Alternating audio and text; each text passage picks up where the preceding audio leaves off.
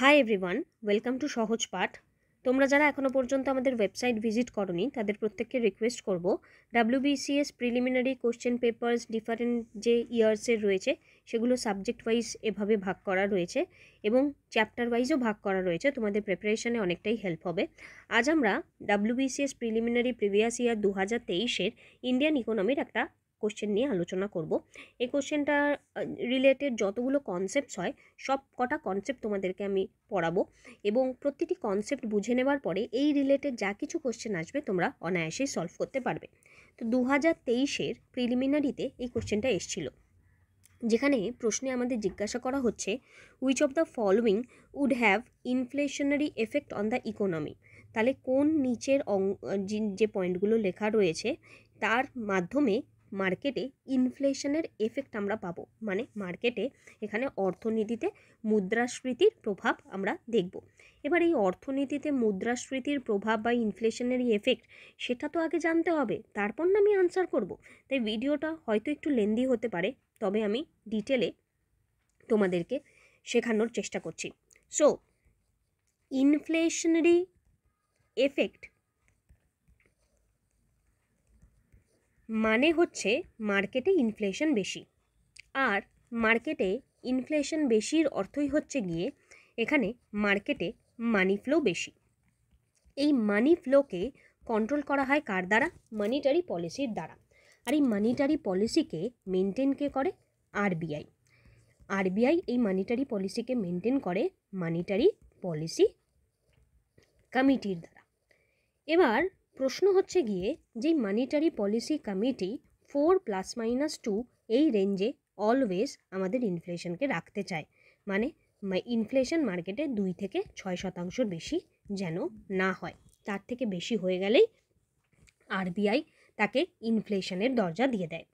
এবার আমাদের ইনফ্লেশনকে কন্ট্রোল করতে গেলে তাহলে যে হাতিয়ারগুলো আরবিআই ব্যবহার করে সেটাই হচ্ছে মনিটারি পলিসির পার্ট, মানি ফ্লো কন্ট্রোল করার পার্ট।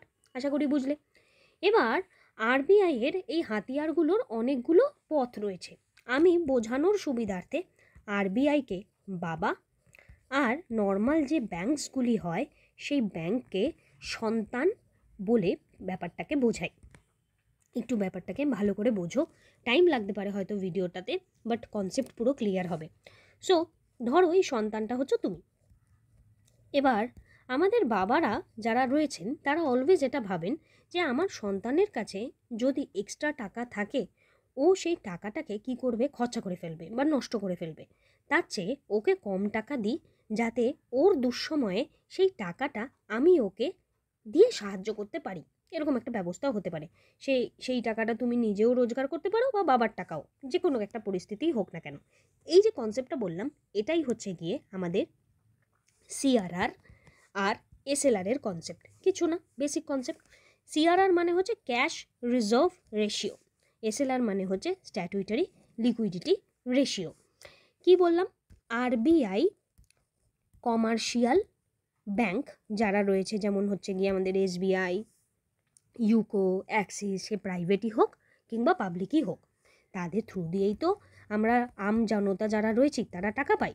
তাহলে আরবিআই যিনি কিনা হচ্ছেন গিয়ে আমাদের সেন্ট্রাল ব্যাংক, যাকে আমরা বাবা বলে সম্বোধন করছি, তো সে তার সন্তানকে বলল তোমার মোট আয়ের, ধরে নেওয়া যাক মোট আয় বোঝার সুবিধার্থে 100 টাকা, তোমার মোট আয়ের 20 টাকা আমার কাছে তোমাকে গচ্ছিত রাখতে হবে। এই যে গচ্ছিত রাখতে হবে এটাই হচ্ছে রিজার্ভ। তো সিআরআরে এই গচ্ছিতটাই রাখতে হবে কি ফর্মে? ক্যাশ ফর্মে। কি লেখা আছে?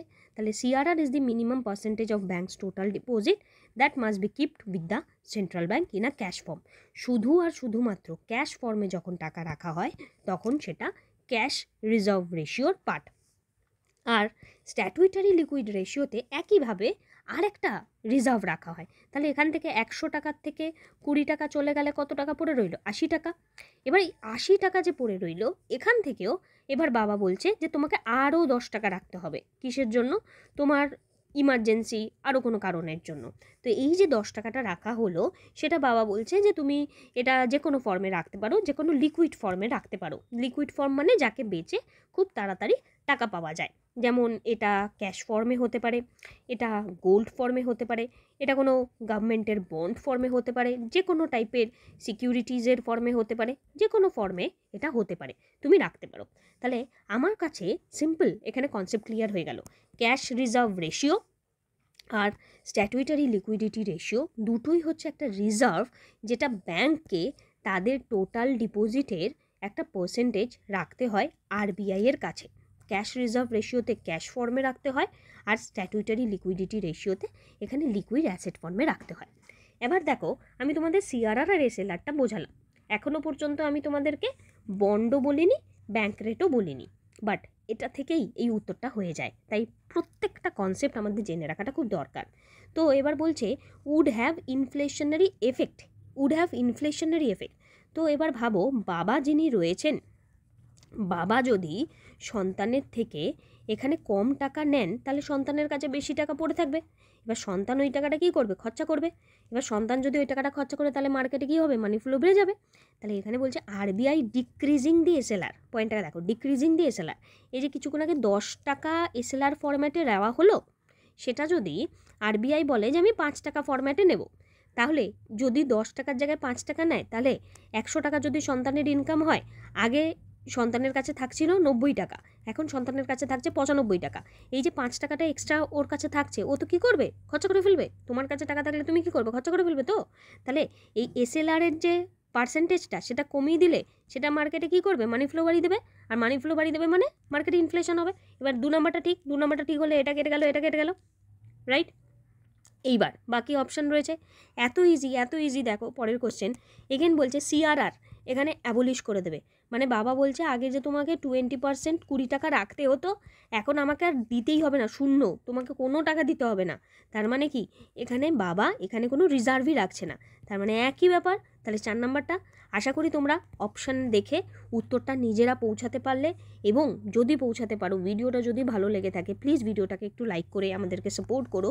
বিকজ WBCS 2024-এর আগামী দিনে যে পরীক্ষা তোমাদের আসতে চলেছে, সেটিকে মাথায় রেখে আমরা এরকম কনসেপচুয়াল প্রিভিয়াস ইয়ার সমস্ত ভিডিও চেষ্টা করব তোমাদের সাথে শেয়ার করার।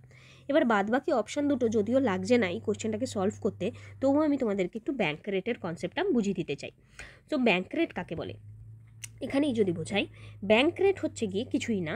ধরো সাপোজ হঠাৎ করে, মানে আমাদের কারোর যদি টাকা পয়সার দরকার হয়, আমরা সবার ফার্স্টে কার কাছে যাই? বাবার কাছে যাই, বাবা কিছু টাকা দাও না, সময় ফেরত দিয়ে দেবো।